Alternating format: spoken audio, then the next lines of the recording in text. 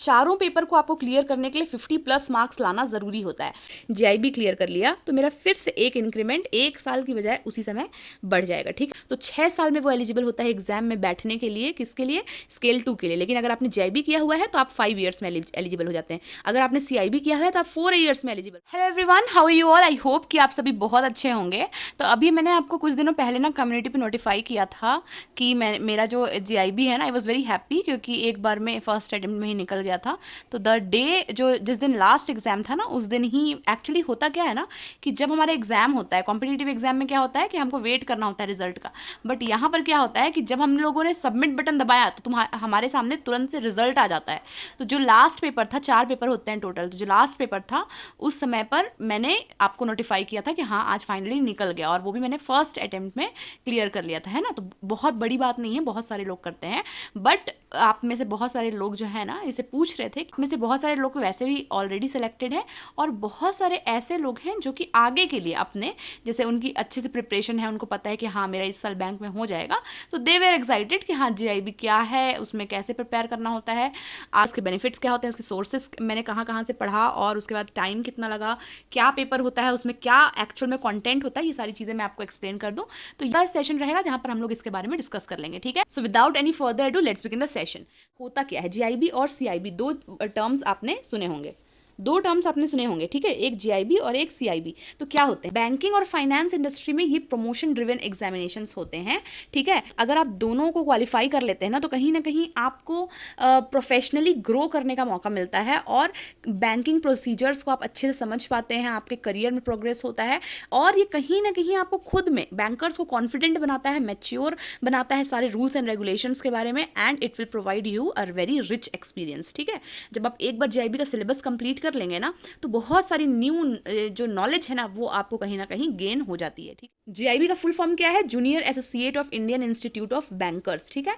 तो इसको कौन भरता है, इस फॉर्म को कौन फिलअप कर सकता है, employees of banking and finance industries, और जो कि रेगुलर मेंबर होंगे आईआईबीएफ के। आईआईबीएफ क्या होता है, जैसे आईबीपीएस होता है वैसे ही आईआईबीएफ एक साइट होता है जहां पर आपको सबसे पहले अपने आप को रजिस्टर करना होता है एज रेगुलर मेंबर, और उसके बाद फिर आप फॉर्म्स भर सकते हैं जीआईबी। एक बार आपने रजिस्टर कर लिया, आप मेंबर बन गए, उसके बाद जीआईबी का फॉर्म भरिए, फिर उसके बाद सीआईबी का फॉर्म भरिए, और भी केवाईसी, डिजिटल लर्निंग, ऐसे बहुत सारे होते हैं जो कि अगर आप देते हैं ना और इसमें आप क्लियर कर लेते हैं, तो जो आपके ईयरली बेसिस के बैंक में अप्रेजल होता है एक्चुअली, जहाँ पे आपका जो भी हेड है ना वो आपको चीज़ों के बेसिस पे मार्क्स अलॉट करता है कि आपका पूरे साल भर कैसा परफॉर्मेंस रहा है। तो वहाँ पे लगभग 10 मार्क्स इसी के लिए रहते हैं कि आपने अगर कोई भी एग्जाम क्वालिफाई किया है इस टाइप का, तो पूरे आपको वहाँ पे 10 मार्क्स मिल जाएंगे, ठीक है। तो इस तरीके का ईयरली जो बेसिस का अप्रेजल होता है वो कहीं ना कहीं आपको प्रमोशन के समय पर काम आता है। तो ये सारी चीज़ें वहीं पर आपको बेनिफिट देती हैं। So what is GIB, by annual exam, आपका 2 बार एग्जाम होता है, एक मई में और एक नवंबर में होता है।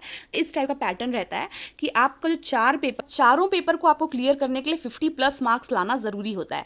आपको थोड़ा सा कंसेशन मिला हुआ है, क्या, अगर आपने चारों क्लियर किया है, समझ लीजिए आपने 3 क्लियर किया है और एक में आपका 55 आया है और चौथे वाले में 45 आ गया, तो कहीं ना कहीं ये आपस में कंपनसेट हो जाएगा। मतलब मिनिमम 45 तो आपको लाना ही है, और वो बाकी जो है किसी एक जिसमें आपने ज़्यादा लाए होंगे वो आपस में कंपनसेट हो जाएगा। लेकिन यही चीज़ समझ लीजिए आपने 2 में 50+ लाया और 2 में आपके 50 से नीचे आ गए, तो फिर ये नहीं माना जाएगा। इन 2 में आप सिलेक्टेड माने जाएंगे, बाकी 2 का जो एग्जाम है वो आपको आने वाले जो नवंबर रहेगा उसमें आपको, या आने वाला जो मई रहेगा उसमें फिर से आपको देना पड़ेगा। तो इस टाइप का रहता है, ठीक है। लेकिन इसमें यह है कि 50 से ज़्यादा अगर आपने ले आया तो उस वाले सब्जेक्ट को आपको अगेन नहीं देना पड़ेगा। इसके बेनिफिट्स क्या होते हैं, the syllabus of GIB exam is extensive and offers in depth technical training on all kinds of banking activities, okay. Such kind of knowledge equips bankers to perform duties efficiently, अच्छे से, ताकि हम duties perform कर सकें और हमारी career में growth हो इन शॉर्ट पीरियड। क्यों, क्योंकि इससे हमको प्रमोशनल बेनिफिट होता है। एक नॉर्मल जो ऑफिसर है वो 6 ईयर्स में स्केल 2 के लिए एलिजिबल होता है इंटरनल वे से ना, बाकी एक्सटर्नल वे से तो हम जाएंगे तो आईबीपीएस के थ्रू एग्जाम दे सकते हैं 2 साल में, लेकिन अगर इंटरनल वे की बात करूं तो 6 साल में वो एलिजिबल होता है एग्जाम में बैठने के लिए, किसके लिए, स्केल 2 के लिए। लेकिन अगर आपने जीआईबी किया हुआ है तो आप 5 ईयर्स में एलिजिबल हो जाते हैं। अगर आपने सीआईबी किया है तो आप 4 ईयर्स में एलिजिबल हो जाते हैं। तो कहीं ना कहीं वो उस पीरियड को शॉर्टन कर रहा है, ठीक है। इंक्रीमेंट्स आपको मिलते हैं, अभी मैं बताऊंगी किस टाइप का मिलता है, और प्रमोशनल एस्पेक्ट्स ये आपके हेल्प कर रहा है, ठीक है। तो ये है बेनिफिट्स। सोर्सेज मैंने कहाँ कहाँ से पढ़ा है, ठीक है।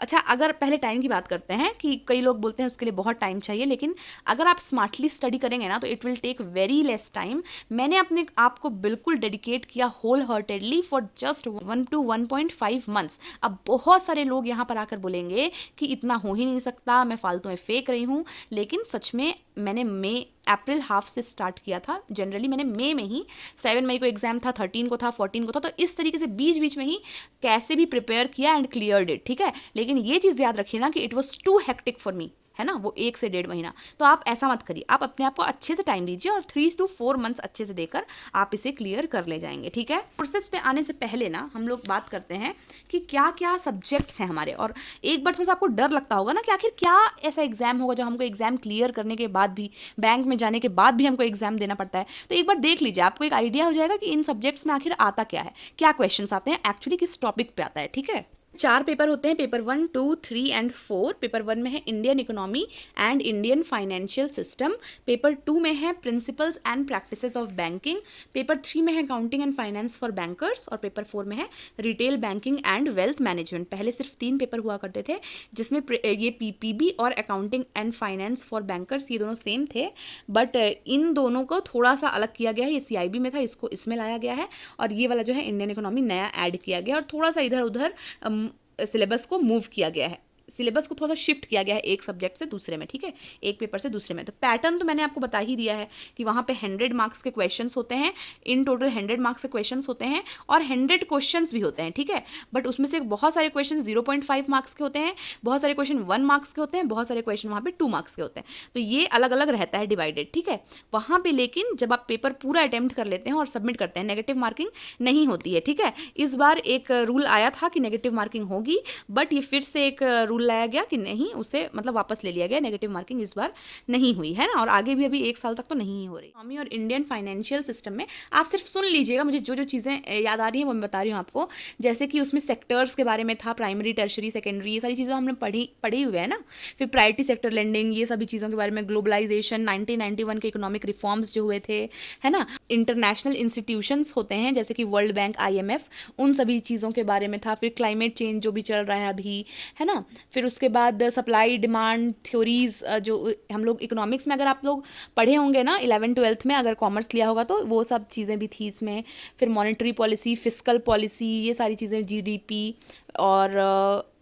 और banking regulation act 1949, insurance companies के बारे में, फॉरेक्स के बारे में, और कैपिटल मार्केट के बारे में, यही सारी चीज़ें आपको पूरा इंडियन इकोनॉमी में है। हर पेपर ना 4 मॉड्यूल में डिवाइडेड है, एक जो है वो उसमें 5 मॉड्यूल है, वरना जनरली 4 मॉड्यूल में डिवाइडेड है, ठीक है। अब आते हैं paper 2, principles and practices of banking. यहाँ पर क्या क्या है, वो सारी चीज़ें जो हम लोग बैंक में करते हैं, जैसे KYC है, फिर मतलब उस टाइप का भी है, जैसे कौन कौन से टाइप ऑफ अकाउंट्स होते हैं, तो NRI NRO अकाउंट्स के बारे में भी है, फिर फेमा के बारे में है, फिर उसके बाद फॉरेन करेंसी, फिर जैसे जो चार्ज क्रिएट करते हैं, मॉर्टगेज हो गया और क्या हाइपोथिकेशन हो गया, ये सारे चार्ज के बारे में अलग अलग से है।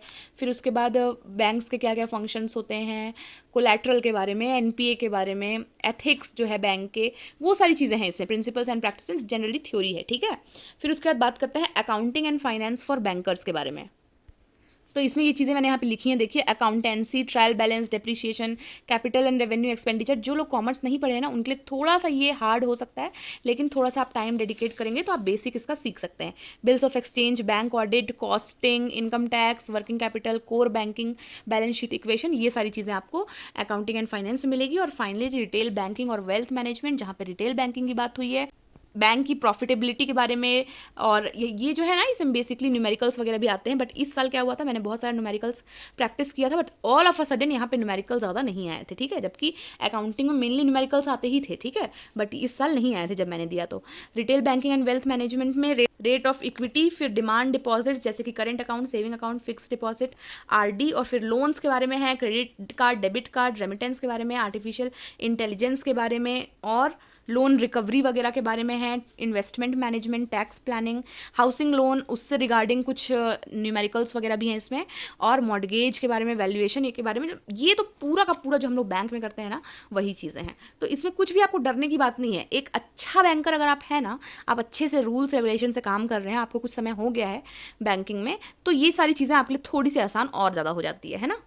मैं आपको बहुत जल्दी से सोर्सेज बता दूंगी क्योंकि मैंने ज़्यादा कुछ तो यूज़ किया ही नहीं है।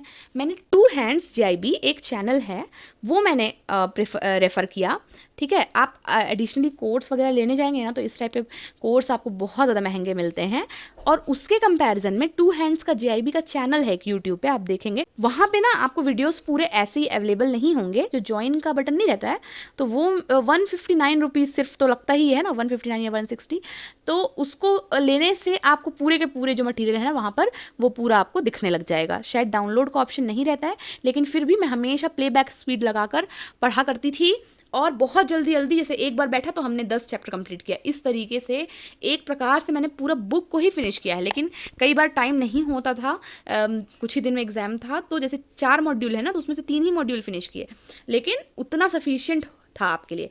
कहीं कहीं पर इस टाइप के वीडियोस भी डले हुए हैं कि कौन कौन से इंपॉर्टेंट चैप्टर्स हैं, तो वो सब भी मैंने रेफर किया और उन चैप्टर्स को पहले पढ़ा, ठीक है। तो ये जो चैनल है ना, ये बेसिकली मेरे सबसे ज़्यादा काम आया है। वहाँ पे एक मैम है, शायद वो वर्किंग है शायद, तो वो क्या करती हैं कि वो पूरा बुक को ही ऐसे उन्होंने इस तरीके से ही कैमरा करके और पूरे बुक को ही उन्होंने बहुत जल्दी जल्दी में पढ़ा दिया। तो एक प्रकार से हम बुक पढ़ रहे हैं लेकिन थोड़े से इंटरेस्टिंग वे में, मतलब हमको बोरिंग नहीं लग रहा है ना।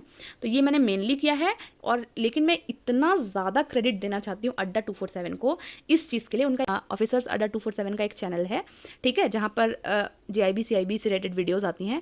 तो उन लोगों ने जो लास्ट मोमेंट पे प्रिपरेशन करवाई थी ना, मैराथन क्लास, 4-5 मैराथन किसी भी एक सब्जेक्ट का अगर आपने देख लिया उन लोगों का, है ना, लास्ट में तो 5-5 घंटे का भी वीडियो था। अरे वो इतना हेल्पफुल था कि कम से कम नहीं तो 15-20 क्वेश्चंस तो डायरेक्ट वहीं से आएंगे। इस तरीके का मैराथन क्लास होता है, तो वो बेस्ट था। ये सोर्स आप हमेशा फॉलो करिएगा। फिर एक्स्ट्रा न्यूमेरिकल के सेशंस, जो कुछ न्यूमेरिकल बेस्ड चैप्टर्स होंगे ना, उसके खुद से ही सर्च करके यूट्यूब पे आप एक्स्ट्रा कुछ न्यूमेरिकल के सेशंस ले लीजिएगा खुद से। और एक अगर PDF फॉर्म में पढ़ना चाहते हैं थोड़े से शॉर्ट नोट्स, तो मुरुगन सर के नोट्स आते हैं, वो आप सारे सब्जेक्ट्स के लिए, चारों पेपर के लिए कर सकते हैं, ठीक है।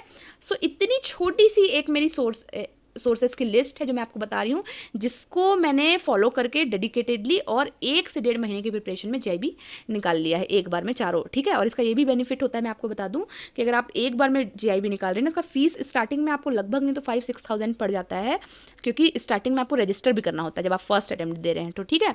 नेक्स्ट अटैम्प्ट से वो चीज़ 1500-1300 ऐसे हो जाती है नेक्स्ट अटैम्प्ट से। लेकिन अगर आपने फर्स्ट अटेम्प्ट में क्लियर कर लिया ना तो आपको रिफंड हो जाता है फीस, तो ये भी एक जो है प्लस पॉइंट है, ठीक है। सो आई होप कि आपको सारी चीज़ें अच्छे से समझ में आई होंगी। कोई भी डाउट होगा तो आप मुझसे पूछ सकते हैं यहाँ पर, और मैं सर्टेनली नवंबर में CIB के लिए प्रिपेयर करूँगी, नवंबर में CIB का एग्जाम दूंगी, नवंबर दिसंबर जब भी हो उसके रिगार्डिंग भी फिर मैं आपको ज़रूर गाइडेंस दूंगी, ठीक है। एक चीज़ यहाँ पर बच रही है जो मैं आपको बता दूं, इंक्रीमेंट्स से रिलेटेड मैंने आपको नहीं बताया कि हमारी सैलरी में जो इंक्रीज़ होता है हर ईयर हमको कुछ इंक्रीज़ देखने को मिलता है। जैसे समझ लीजिए मैंने अप्रैल 2021 में ज्वाइन किया, तो जब 2022 का अप्रैल आएगा तो मुझे एक सैलरी में इंक्रीज़ देखने को मिलेगा, फिर 2023 में एग्जैक्ट उसी मंथ से एक इंक्रीज़ देखने को मिलेगा, तो इसको कहते हैं इंक्रीमेंट, ठीक है।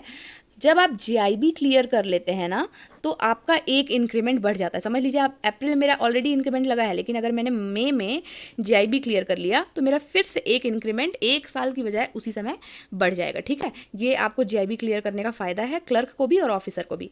और CIB क्लियर करने का क्या फ़ायदा है कि क्लर्क के 2 इंक्रीमेंट्स लगते हैं और ऑफिसर का 1 इंक्रीमेंट यहाँ पर भी लगता है, तो ये एक एडिशनल फ़ायदा यहाँ पर है।